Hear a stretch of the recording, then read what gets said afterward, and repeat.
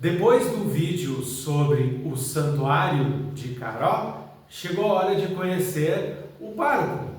Então, vamos conversar aqui com o padre Anderson Rabelo, que é o pároco, padre jesuíta do Santuário de Caró, localizado no município de Caibaté, nas Missões do Rio Grande do Sul. Padre Anderson, muito obrigado por me acolher aqui na sua casa.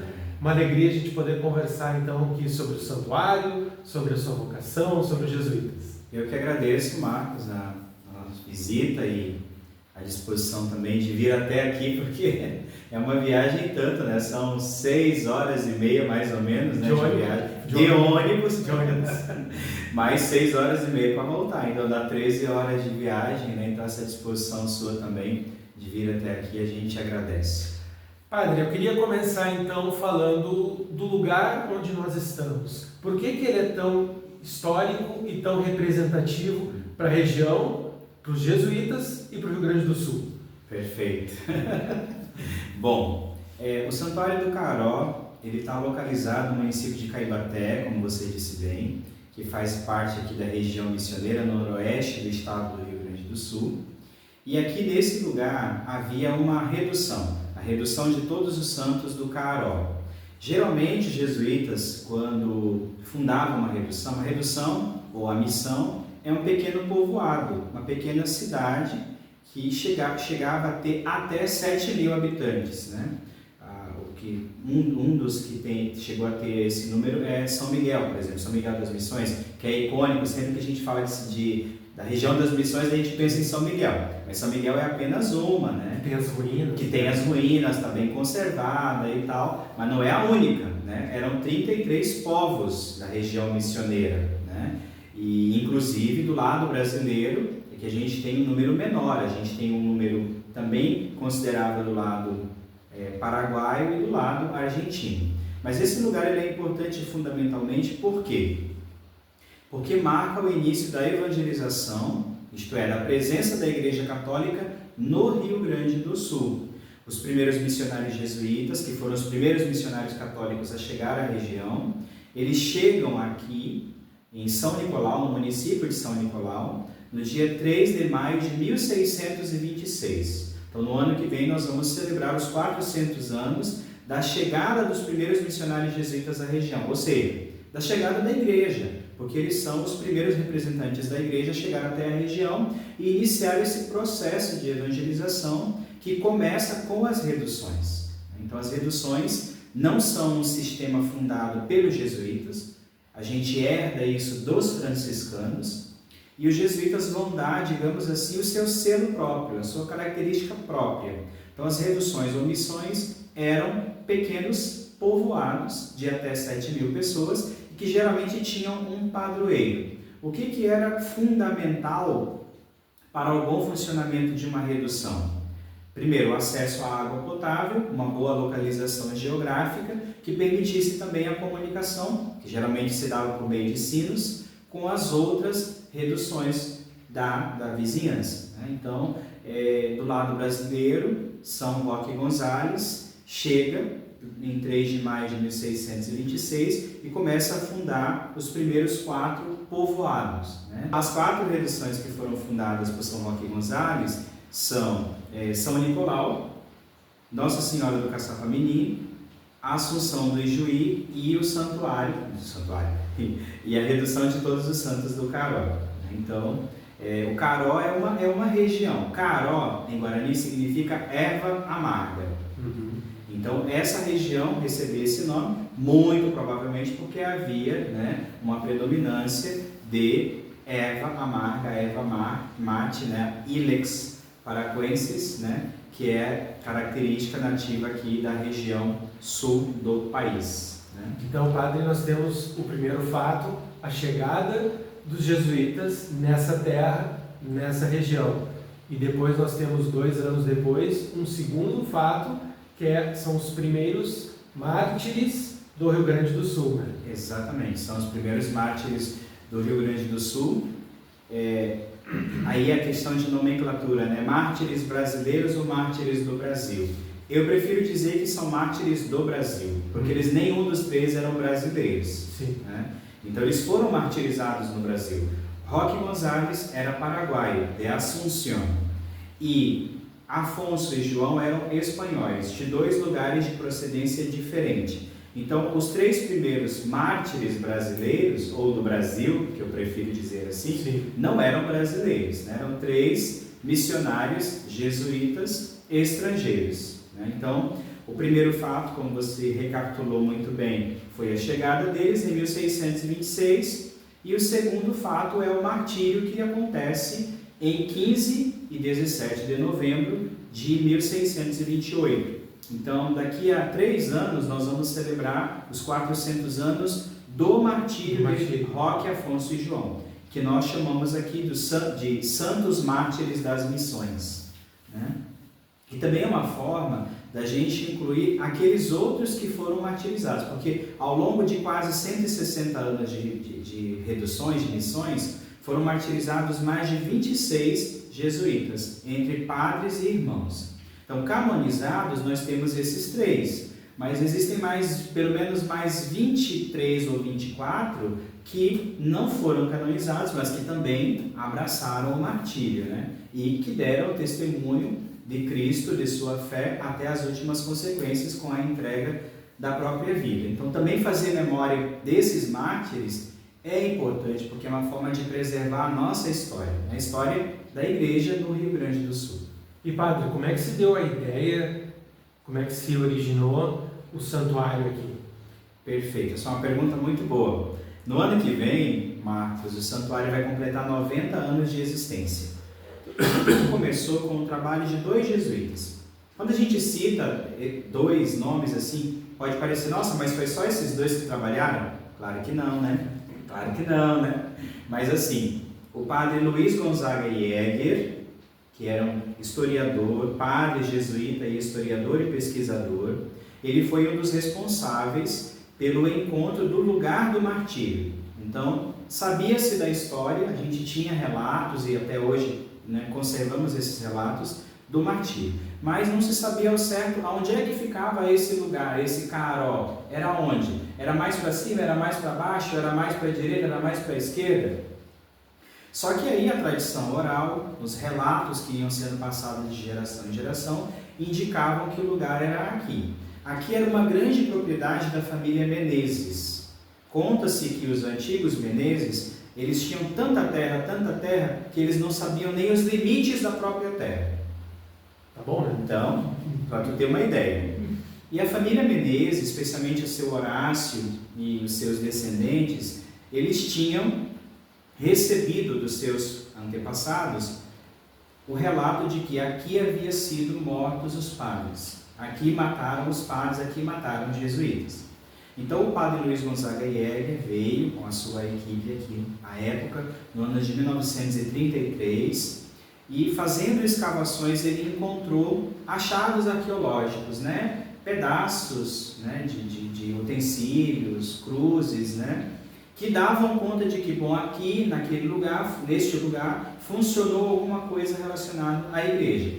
Somando isso aos relatos já existentes, ele identificou esse lugar como sendo, aqui é o Caró e aqui foi o lugar onde aconteceu o martírio. Então, primeiro o padre Luiz Gonzaga Jäger. Depois de uns 3 anos, mais ou menos, um outro jesuíta, o padre Max von Lasseberg, um missionário jesuíta alemão, com um grupo de 12 colonos, ele construiu uma capelinha, que é a fachada do santuário, que se conserva a mesma desde 1936. As primeiras 2 janelas, essa que está aqui atrás. Então, hoje ela tem 5 janelas na lateral. As primeiras 2 janelas, elas correspondem ao período de construção original do santuário, que é 1936. Então era uma pequena capela, e antes mesmo dessa capela ter sido finalizada a construção, ou ter sido construída, já havia peregrinações, romarias a este lugar. Por quê? Uma vez que foi identificado o lugar do martírio, começou peregrinações, romarias, pequenos grupos. E o padre Max, que era um homem assim muito pastoralmente comprometido, ele acompanhava esses grupos. Então ele foi um grande incentivador, propagador da devoção aos santos mártires das missões. Inclusive foi ele que mandou fazer as primeiras imagens, que hoje estão na paróquia de Cerro Largo, paróquia Sagrada Família. Foi ele o idealizador da construção do santuário. Então o padre Max, que na época ele residia em Cerro Largo, ele vinha de Cerro Largo com esse grupo para construir, no lugar do martírio, uma capela em devoção a esses santos. Ele conseguiu autorização, na época aqui pertencia à diocese de Uruguaiana. Então o Dom Hermeto Pinheiro, ele foi o bispo de Uruguaiana que deu ao padre Max essa permissão para construir uma capela aqui em honra dos então beatos mártires das missões, porque eles foram beatificados no ano de 1934. Eles vão ser canonizados só em 88. Então, em 36, com 2 anos de beatificação, o padre Max, juntamente com esse grupo de colonos, construiu o santuário com a intenção de que fosse um lugar de peregrinação. Então, as pessoas começaram a frequentar esse lugar, né, e expressar sua devoção aos santos mártires, e aí, junto com isso, vem os milagres, as graças que as pessoas vão alcançando à medida que peregrinam até esse lugar. Então, curas, relatos, né, de pessoas que venceram o vício, pessoas que tiveram cura de câncer, cura de outras doenças, né? Isso vai, essa aura, digamos assim, essa mística, vai se formando em torno do santuário, graças à peregrinação das pessoas, né? Então, eu diria assim, 2 jesuítas, mas não só eles, tá, gente? Pelo amor de Deus.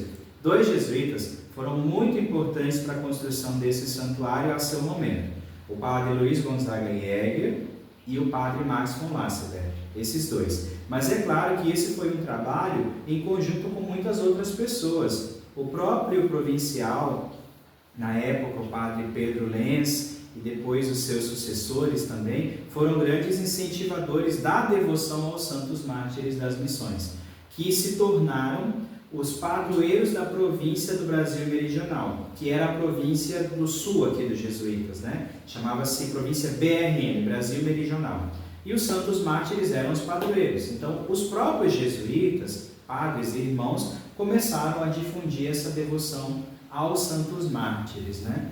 Que, claro, não eram santos brasileiros, natos, mas martirizados no Brasil e os primeiros a serem reconhecidos pela Igreja como tal, né? Inclusive, eles são anteriores aos mártires do Rio Grande do Norte, né? Os mártires do Canhaú-Açu, que tem um jesuíta também lá no meio, padre André Soveral, né?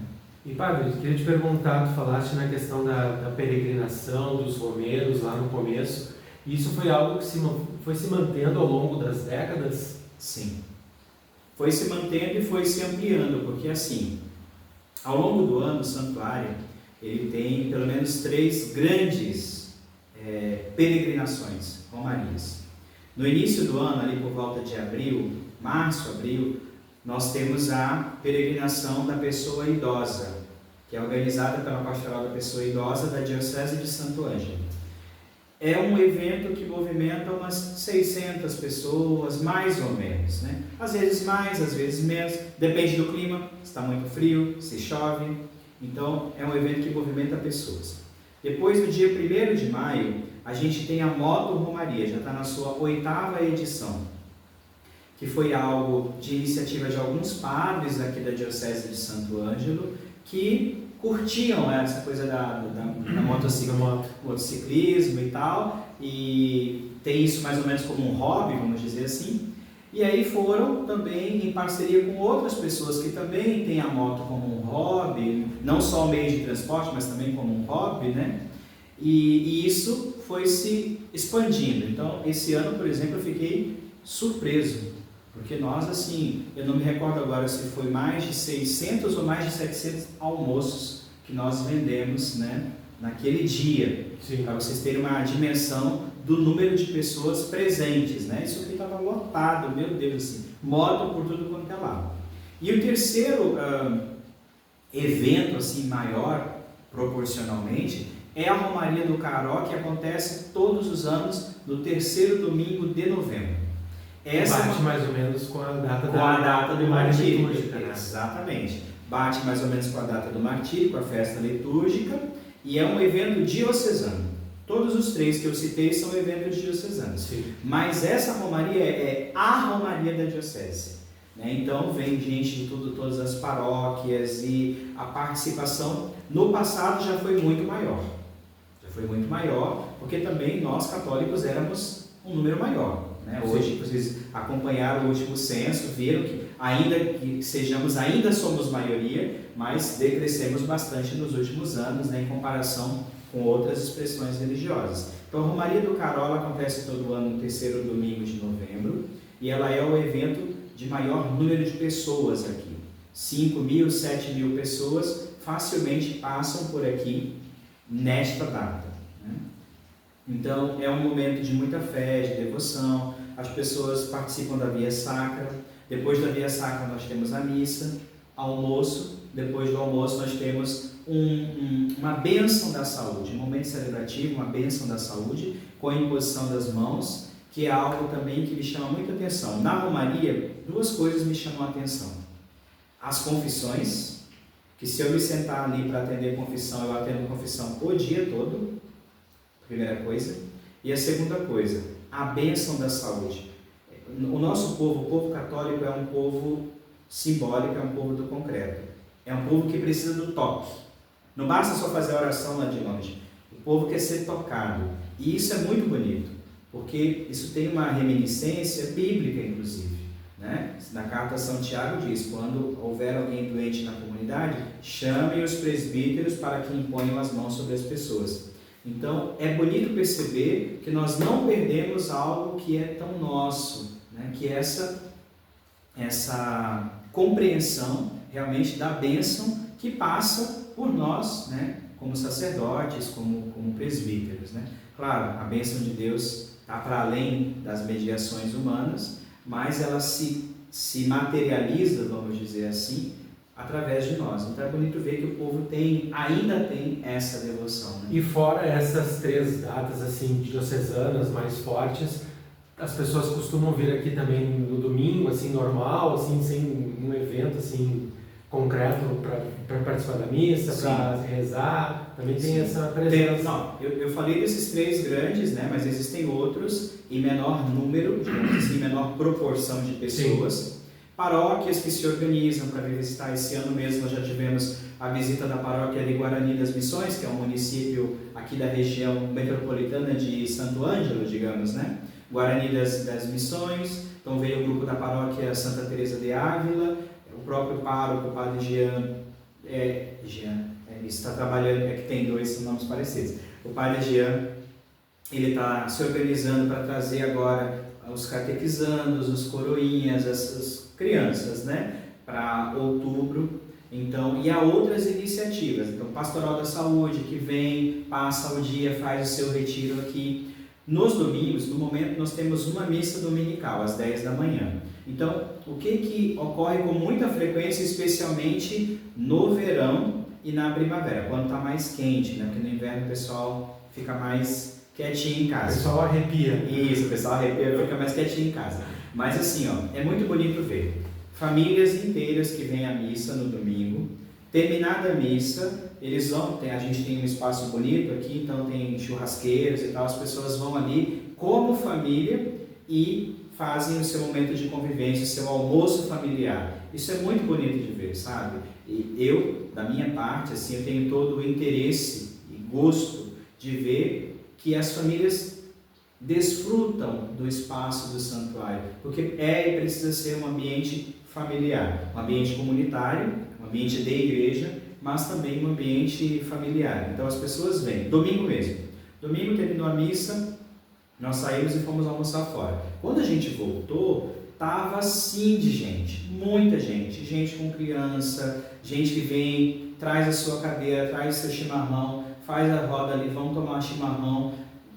contemplando a natureza, é um espaço de acolhimento, de silêncio também, ouvir o som da natureza. É bonito isso, sair um pouco da rotina, né? Saio de casa, vou até o Santuário do Caró, convivo, estou ali com os meus, com a minha família, ou simplesmente venho tomar um chimarrão. Logo que cheguei aqui, era bonito ver, final da tarde, assim, algumas famílias que vinham com as suas crianças, vão tomar um chimarrão. Infelizmente, ainda não temos algo mais voltado para as crianças, mas fomos contemplados recentemente pelo projeto que enviamos para o Fundo Social do Sicredi, e a gente vai implementar playground para as crianças. É importante que a gente também vá compondo esse lugar, né? Isso na espiritualidade da ciência a gente fala de composição de lugar na oração. Então a gente vai compondo o lugar para que, de fato, as famílias se sintam em casa e possam desfrutar melhor desse espaço, né? Porque criança precisa ter um espaço adequado para eles, né? Não basta só trazer e deixar correndo aí, mas ter um playground, ter um balancinho, né? Ter uma gangorra, isso também faz com que as crianças desfrutem mais do espaço, né? E padre, agora eu queria mudar um pouquinho de assunto rapidamente. Nós estamos no mês de agosto, o mês em que a Igreja Católica no Brasil celebra o mês das vocações. E tu é um sacerdote e é um sacerdote jesuíta. Eu queria que tu contasse então um pouquinho da tua caminhada, qual foi o teu chamado ao sacerdócio e nos jesuítas. Amém. Vou tentar ser breve. Bom, tudo começou quando eu, depois da crisma, de fato assim, mergulhei na vida da igreja. Depois de ter crismado, daí eu comecei a participar de grupo de jovens. Só fala de onde é que tu é. Eu sou, natural eu sou do Ceará, de Limoeiro do Norte. Mas eu cresci mesmo, assim, a minha vida eclesial, ela aconteceu em Rondônia, Porto Velho, paróquia São Luís de Gonzaga, que é uma paróquia dos padres e irmãos paulotinos. Então, ali eu fiz a comunhão, a primeira comunhão e a crisma, e depois disso eu mergulhei de braçada assim na vida eclesial. Então até lá em Rondônia, daí em Porto Velho. Daí o pessoal às vezes até brincava comigo, né? Que eu só não era da pastoral do idoso, nem do dízimo, nem do ECC, né? Que são coisas mais de pessoas ou mais velhas ou casadas. Mas nas outras coisas eu estava envolvido. Na liturgia, na catequese, no grupo de jovens, com os coroinhas, né? Depois como acólito, né? Então, a minha vida eclesial, ela recebeu, assim, digamos assim, um giro, né, um boom, foi a partir da crisma. Aí eu fui entendendo que eu, como igreja, precisaria também dar a minha contribuição, fazer algo pela minha paróquia, pela minha comunidade.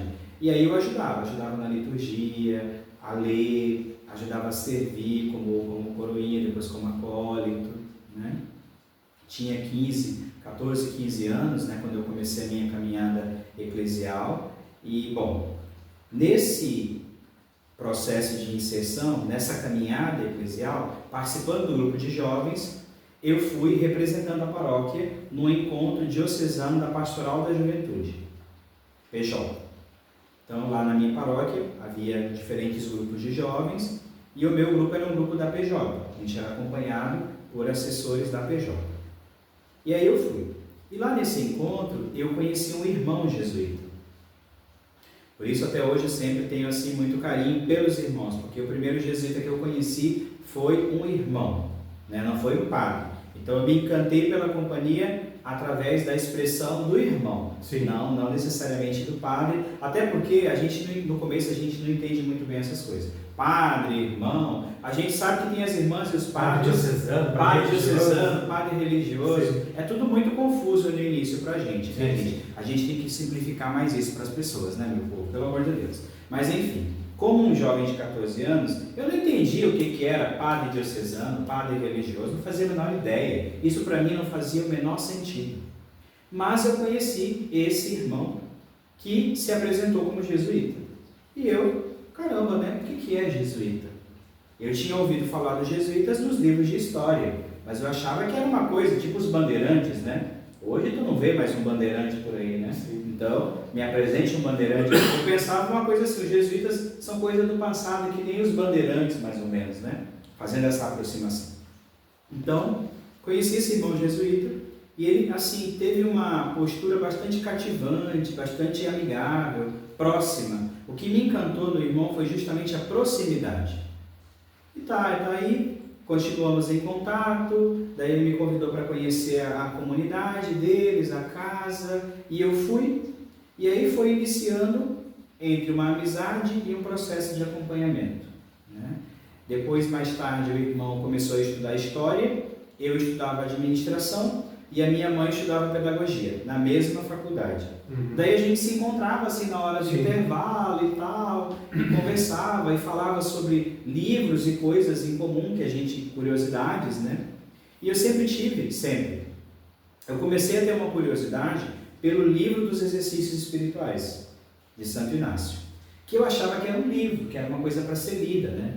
E aí o irmão dizia, não, mas esse livro não é um livro para ler. Tu sabe que quando tu diz para um jovem que não se pode fazer, aí é que ele quer fazer, é o efeito contrário, né? Então acho que a gente tinha que dizer para eles, vão embora da igreja, que aí eles ficam na igreja, né? Mas tudo bem, só uma brincadeira. Mas só para dizer, o irmão dizia, não, mas esse livro não é um livro para ler, ele é um livro para exercitar, não é para ler. Só que, né, para um jovem, na época eu já tinha 18, né? Para um jovem de 18 anos, assim, tu dizer não faz, o proibido, né? Parece que de alguma maneira te seduz, né?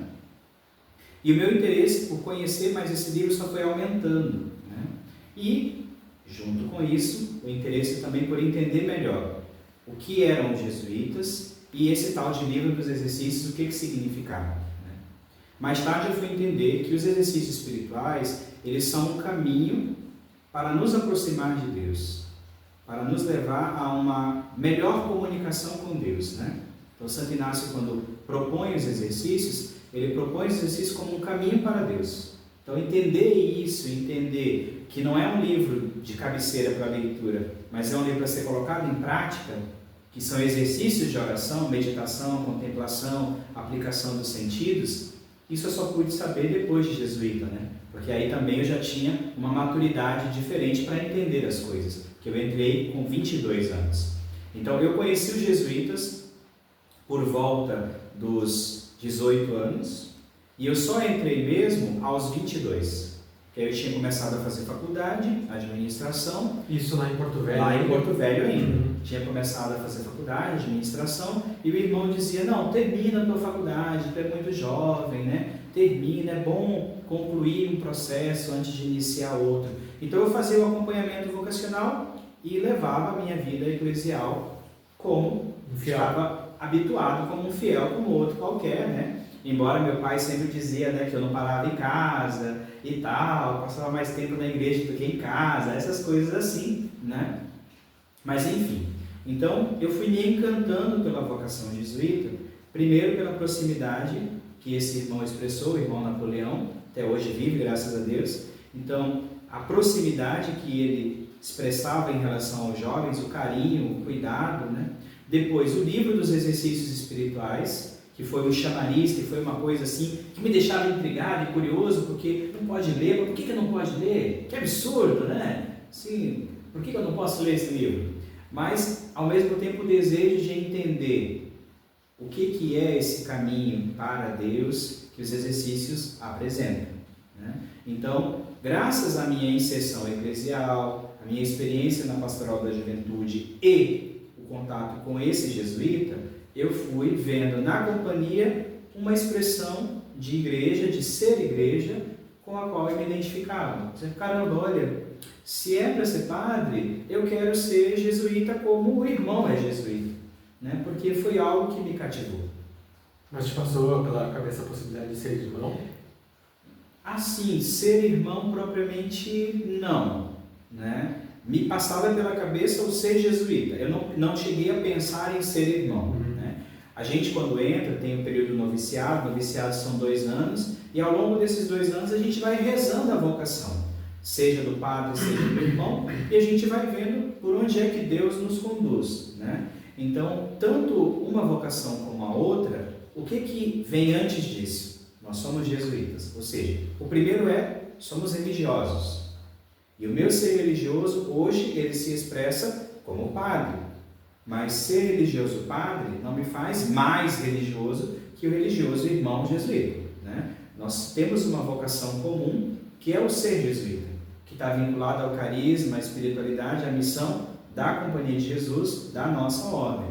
Mas isso se expressa de diferentes maneiras, seja como sendo irmão, seja como padre, né? Então, e eu fui me encantando por esse modo de ser jesuíta e vendo na vocação do padre um caminho, é por aqui, né?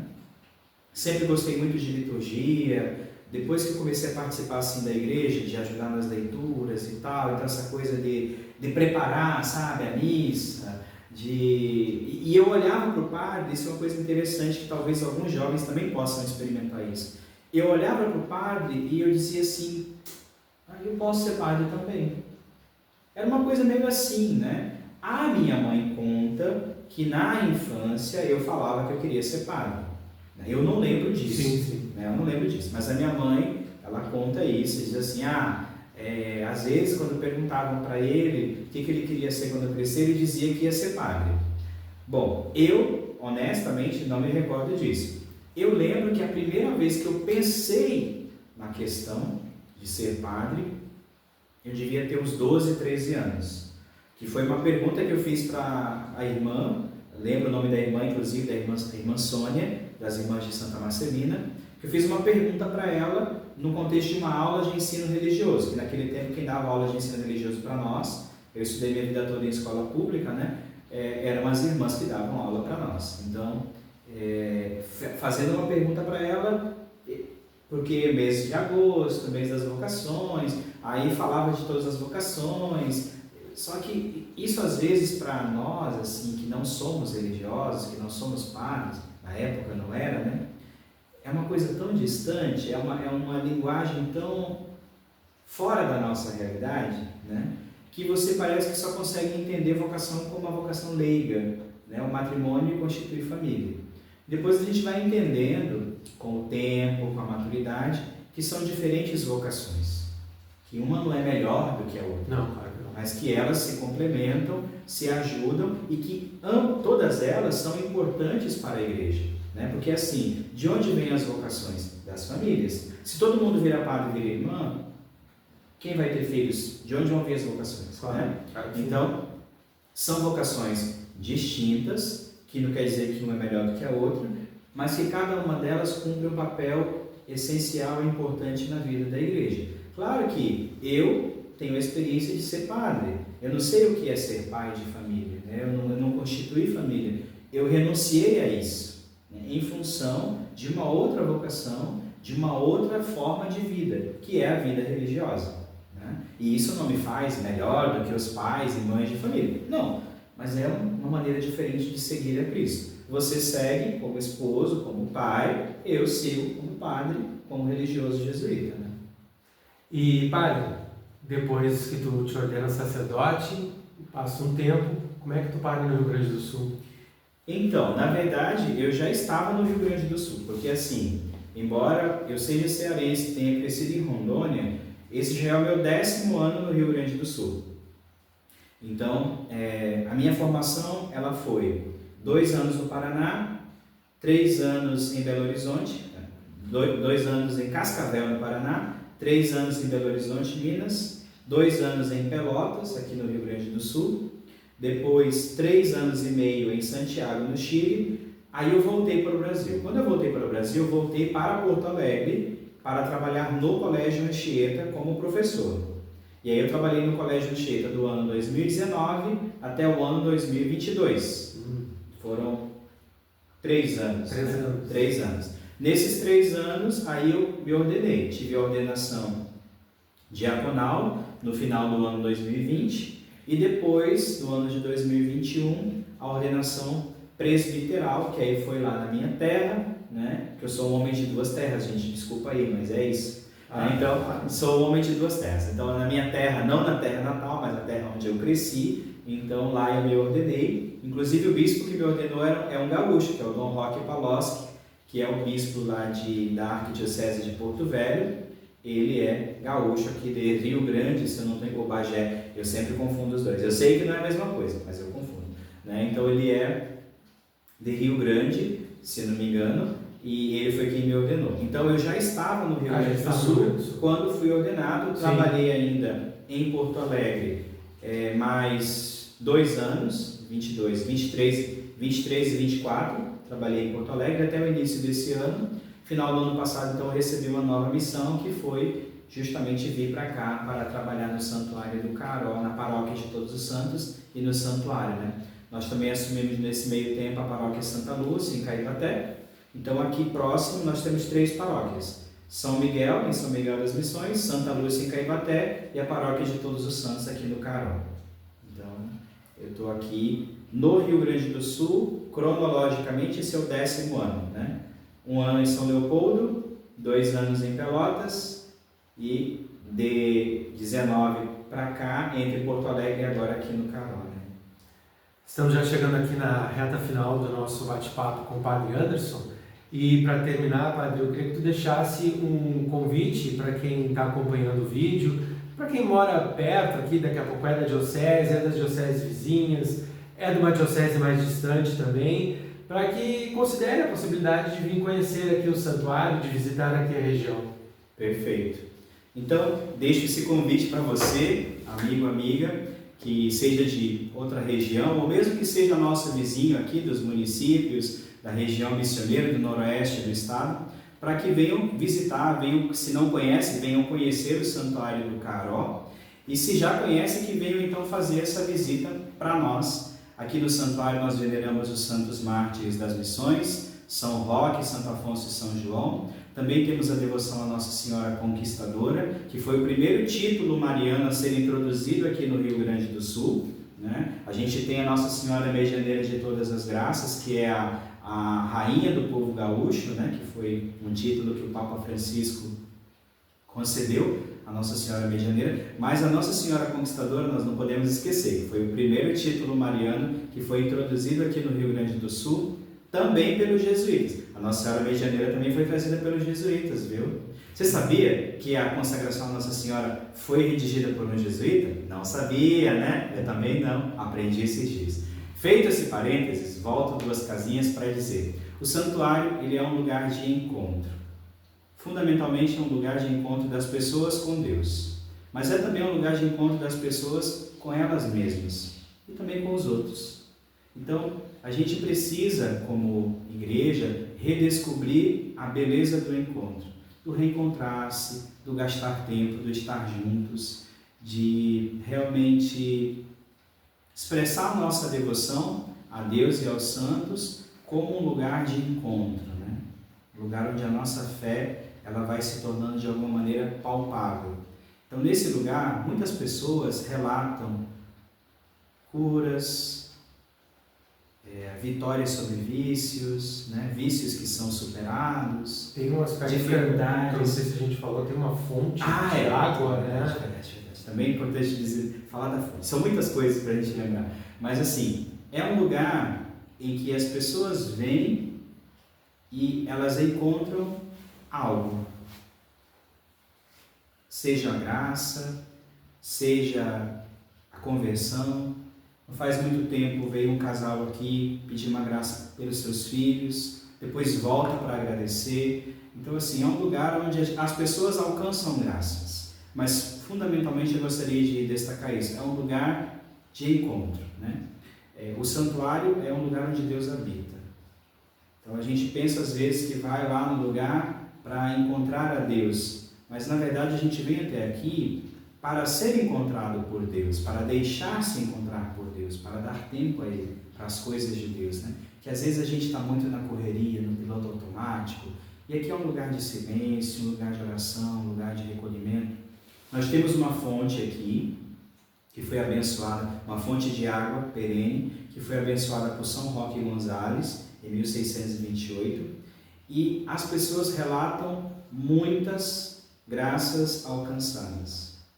Então, inclusive, um dos desafios que eu me proponho, assim como pároco e reitor, é registrar essas graças alcançadas, esses relatos, porque eles dão conta também da ação de Deus na vida das pessoas. É a dimensão da fé.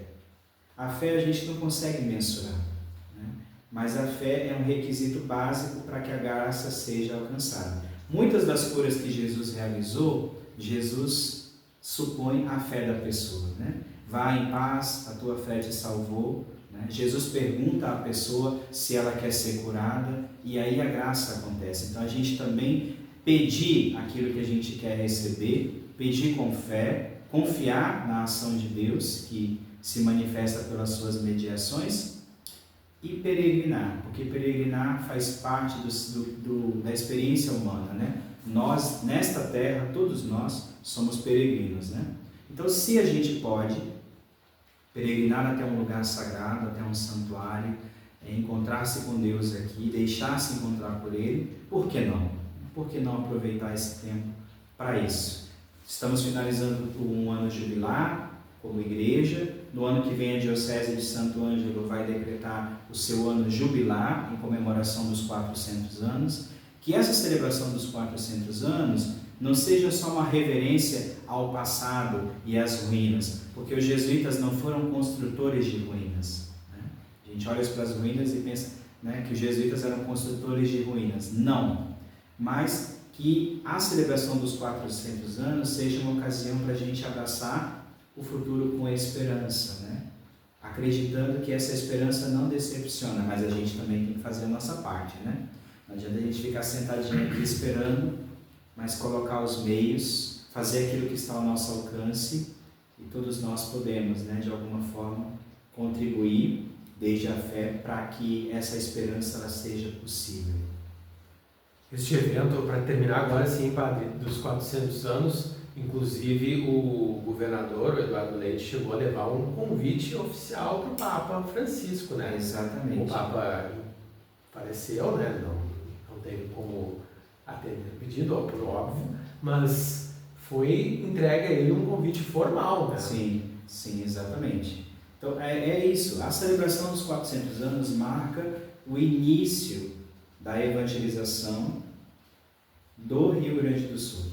Então é o início, é a chegada da igreja, são as primícias da igreja.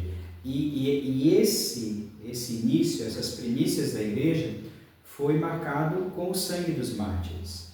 E os padres da igreja, eles dizem que o sangue dos mártires é a semente de novos cristãos.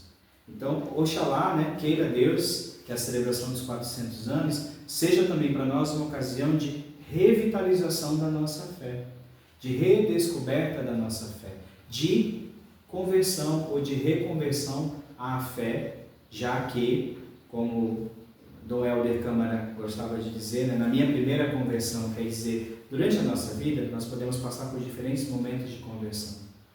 Há algumas ideias que a gente também precisa vencer, alguns preconceitos, alguns vícios, né, que às vezes a gente carrega, que a gente precisa vencer, e a conversão é um processo contínuo, né? Eu tenho sempre muito pé atrás com quem já está pronto. Eu já estou convertido, eu já estou bom, eu já estou santo. Todos somos pecadores. Pecadores chamados por Deus, perdoados por Deus, porque amados, né? Então, Deus nos ama não porque nós somos bons, mas nós podemos ser bons porque Deus nos ama. Então, essa é uma experiência fundamental no cristianismo. A confiança na bondade e no amor de Deus, que se expressa na misericórdia e no perdão, que é um caminho de reconciliação, mas que eu não devo guardar só para mim, que eu também devo levar aos outros. Talvez eu falei algo meio forte aqui, Padre, mas tu disse algo que eu concordo. Se a pessoa considera que está pronta, ela tem que pensar que ela está pronta para o céu também, né? Realmente. A gente nunca está, né, assim, 100%, todos nós, mesmo nós padres, né, a gente também precisa se converter e reconverter, né? Buscar constantemente a Deus, melhorar, crescer. Não faz muito tempo eu dei um retiro para 26 irmãs, e a irmã mais velha, com 95 anos, veio se confessar, com 95 anos, né? Então, assim, eu achei aquilo tão bonita. De todas as irmãs, ela foi a primeira a se anotar, né? Será que é porque ela tinha muito pecado? Não se trata disso. mas é a consciência de que eu tenho 95 anos, eu tenho muitos anos de vida religiosa, mas eu ainda tenho um caminho a percorrer. E os cristãos, eles eram chamados, no início do cristianismo, seguidores do caminho. E aí eu deixo a pergunta para vocês, né? Quem é esse caminho para nós? Quem de fato tem sido para nós caminho? Se o caminho não é a pessoa de Jesus, estamos caminhando na direção errada. E com esta, eu encerro aqui a entrevista com o Padre Anderson. Muito obrigado. Eu que agradeço. Obrigado. Eu espero que você tenha gostado desta entrevista. Considere aí se inscrever no canal, compartilhar este conteúdo com seus familiares, amigos, pessoas próximas a você. Na descrição do vídeo eu vou colocar todos os detalhes aqui do santuário, a localização, perfil no Instagram, telefone de contato, para que você também possa vir conhecer este belo local do nosso Rio Grande do Sul, das nossas missões. Um grande abraço, fiquem com Deus e até a próxima!